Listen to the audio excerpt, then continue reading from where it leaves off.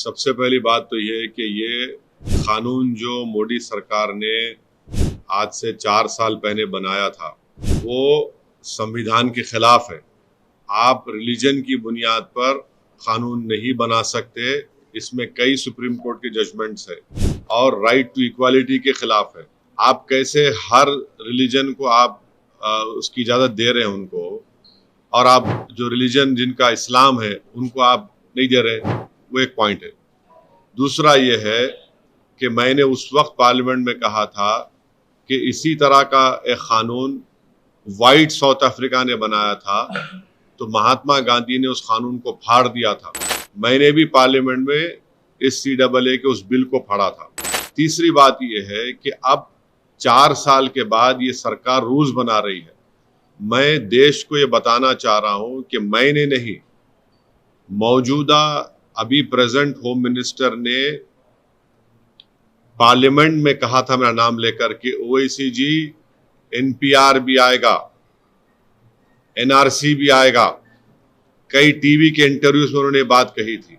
तो हम ये बताना चाह रहे हैं कि CAA एक्ट को सिर्फ आप CAA से मत देखिए, इसको आपको NPR से और NRC से जोड़कर देखना पड़ेगा।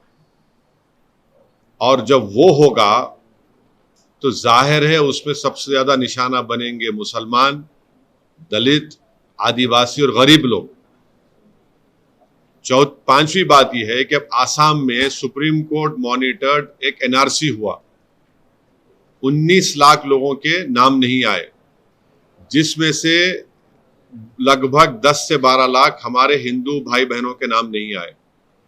उनको अब हेमंत बिस्वा शर्मा ये बोल रहे हैं कि CAA कानून जब इंप्लीमेंट होगा तो उन सबको सिटीजनशिप मिल जाएगी, क्योंकि उनका रिलीजन उसमें इंक्लूड हो गया। अब उसमें 1 लाख से 1.5 लाख या 2 लाख करीब जो मुसलमान नाम है, उनको इसका फायदा नहीं मिलेगा। ये बताइए, ये नाइंसाफी नहीं है तो क्या है? हेमंत बिस्वा शर्मा ने कहा, बीजेपी के नेताओं ने कहा कि 19 लाख में जो 10 से 12 लाख जो हिंदू भाई बहन के नाम नहीं आए, उनको मिल जाएगा, पूरा सिटीजनशिप मिल जाएगी उनको। अब आप बताइए, नाइंसाफी नहीं है तो क्या है? छठी बात यह है कि भारत में सिर्फ 5% लोगों के पास पासपोर्ट है।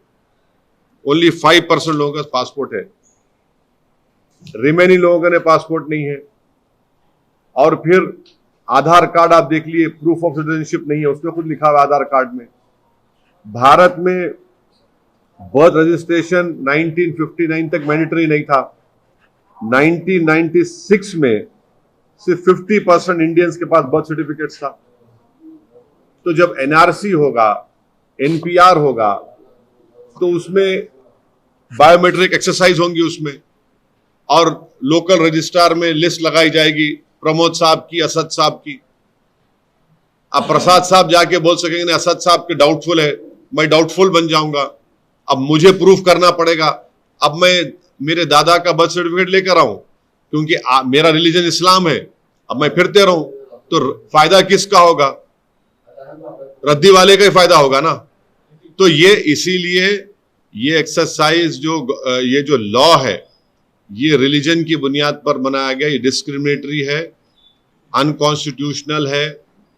और ये बोलना कि जो हमारे हिंदू और सिख भाई या क्रिश्चियन भाई जो पाकिस्तान में, अफगानिस्तान में, बांग्लादेश में रह रहे हैं, उनको सिटीजनशिप नहीं दे सकते, झूठ है ये।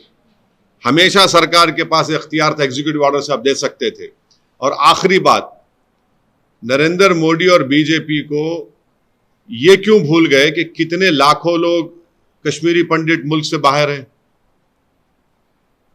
जो मुल्क से कश्मीर से बाहर है, उनको आप क्या कर रहे हैं? उनको आप क्या कर रहे हैं? भूल गए आप कश्मीरी पंडितों को? कम से कम 5 लाख कश्मीर के बाहर हैं, लेकर जाइए ना कश्मीर में उनको।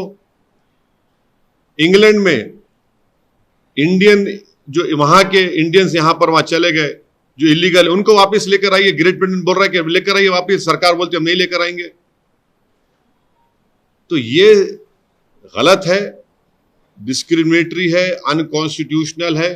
सरकार के पास पहले से पावर्स थे और है और रहेंगे कि वो जो हिंदू भाई बहन पाकिस्तान में है या बांग्लादेश से है, आप दे सकते हो उनको। और मैंने खुद केस डाला है सुप्रीम कोर्ट में।